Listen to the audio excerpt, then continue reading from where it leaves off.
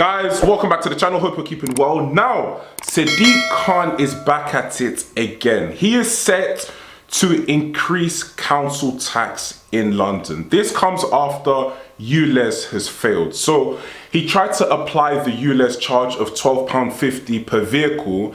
That failed. It failed dramatically, and now he's coming back for more money.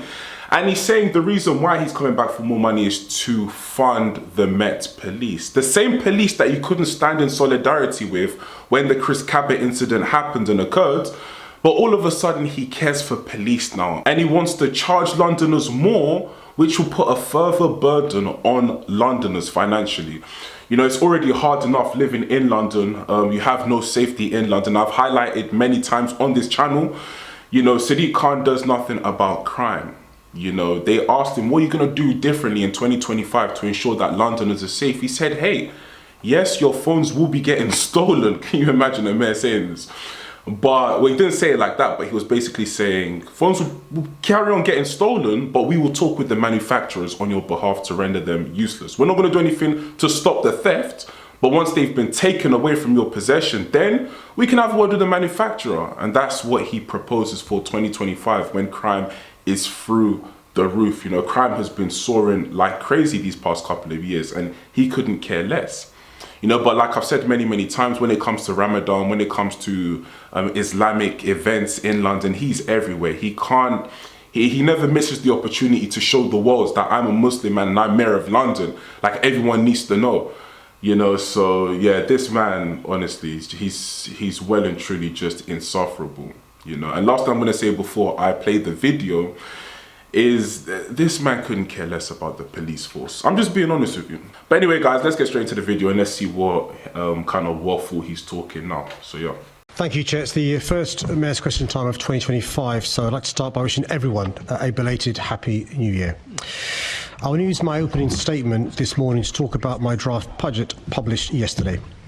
I'm planning to increase council tax to provide urgently needed funding for the Met Police Service. The last thing I want to do is increase council tax at a time when many household budgets are stretched. But keeping Londoners safe is my top priority as mayor, and I'll always use all the levers at my disposal to ensure the police in our city have the funding they require to tackle crime.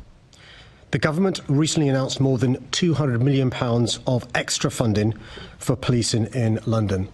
This represents more additional core government funding in 1 year than the Met received between 2010 and 2024. But due to over a decade of damaging cuts by the previous government, which reduced funding for policing by £1.1 billion in real terms, there's still a significant shortfall in the Met's budget. That's why I've been left with no choice but to increase the policing precept of council tax by £14 per year for an average Band D household. This will help to fill financial gaps and is expected to raise an additional £54 million vital funding that will go towards keeping neighbourhood officers on the streets and ensuring we can bear down on violent crime and robbery. It's worth noting that those politicians who attack this increase are the very same ones who backed the previous government in taking a wrecking ball to police funding and crime prevention, the consequences of which we're still dealing with today. As mayor, my mantra has been to be both tough on crime and tough on the causes of crime. And that's why I've more than doubled police funding from City Hall compared to the previous mayor. And it's why I've provided support for more than 100,000 mentors, and I've invested in more than £500,000 in positive opportunities for young Londoners to help divert them away from crime and gangs and towards training and employment. Thanks to this approach, and despite a population rising by more than 1 million, we've seen the number of young Londoners injured with knives reduced by nearly a quarter, burglary fall by 22%, and homicides dropped by 13% since 2016. We're seeing some progress despite the previous government's austerity, but there's clearly a long way to go. And that's why I'm determined to continue investing record amounts from City Hall, as well as working with the government on the national long-term funding we need to ensure we can continue building a safer London for everyone.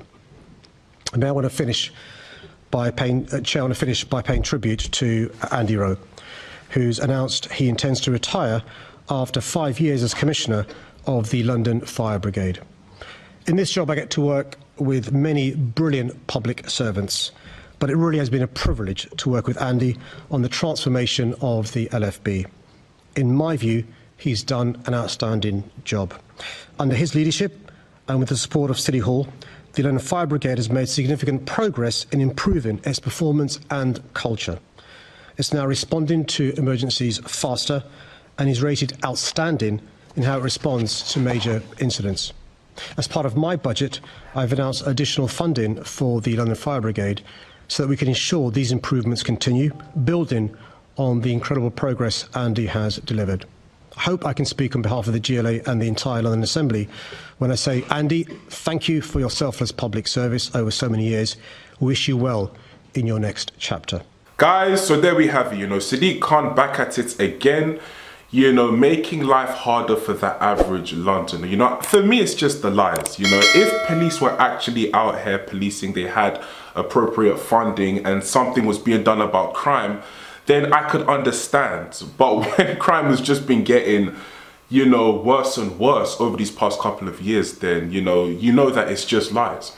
He's talking about knife crime going down. Someone just got, a 14-year-old boy just got his life taken in a bus. What was it, like a week and a half ago?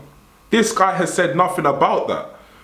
Floyd Mayweather almost got, jumped in Hatton Gardens. He said nothing about that. Like, crime is just so crazy in and around London, and this man is missing in action. The only time I've seen Sadiq Khan in recent times was when he was, advertising his woke train lines, and then he was smiling with people, smiling, oh, look at these train lines, these woke train lines. I'm like, no one cares about woke train lines. No one cares about the suffragette line. No one cares about the Windrush line. No one cares about the Lioness line, the Mildmay line. People care about crime. They care about, the construction of apartments, properties, which he's behind on. People care about things that actually impact their lives. Because they go to work on a different line, that's not helping no one. In fact, I don't even think those lines should have even been approved, honestly, because it costed millions of pounds. That's a lot of funding that you could have allocated to enhancing the life of a Londoner, but instead it's on a woke line. So that when someone comes down from Spain, they can ride on a suffragette line. They can ride on a Mildmay line. They can ride on a Windrush line. So yeah. Yeah, man. Few more years of Sadiq Khan and let's just see what happens, man. But things are just not getting better. I don't like how he likes to, swerve, and try and come like he's been tackling knife crime when he hasn't been tackling knife crime. Knife crime's been crazy. What's crazy is, last thing I'm going to say before I finish, is like I said in a few videos ago, crime in England has gone down. It's gone down, but in London, it keeps on climbing. London is the problem here. Sadiq Khan's policies is the problem. So yeah. But anyway, guys, let me know what you think in the comment section down below. Yeah. Like, comment, and subscribe, and I'll catch you at the next video. Peace.